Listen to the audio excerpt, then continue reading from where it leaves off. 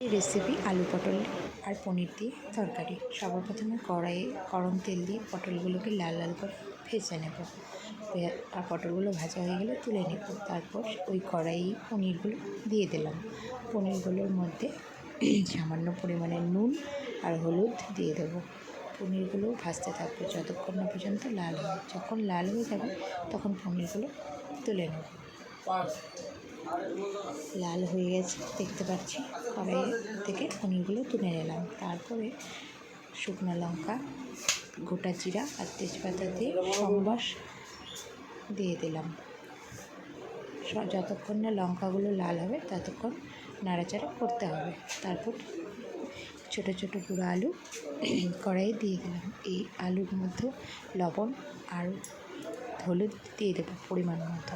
এটাকেও ভেজে নেব লাল করে।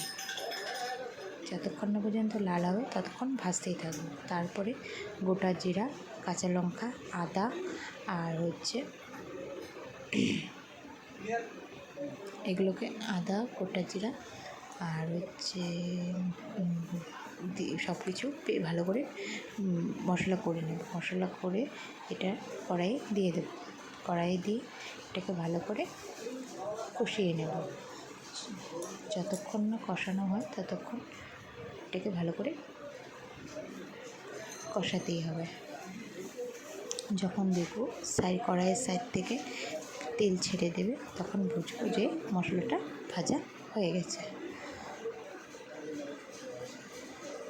তারপরে এটার ওপরে ভেজে রাখা পনির আর পটলটাও দিয়ে দেব। এখন দিয়ে দেব ভেজে রাখা পটল আর পনিরটা। এখন এগুলোকে সব কিছু একসাথে মিক্সড করে নেব। ভেজে রাখা পনির আর পটল আর আলু ভালো করে মশলার সাথে মিক্সড করে নেব। তারপর পরিমাণ মতন জল দিয়ে দেব। আর নামানোর আগে সামান্য পরিমাণে গরম মশলা আর ঘি দিয়ে দেব। যতক্ষণ না পর্যন্ত জাল হয় ততক্ষণ এটাকে ফুটতে দিতে হবে।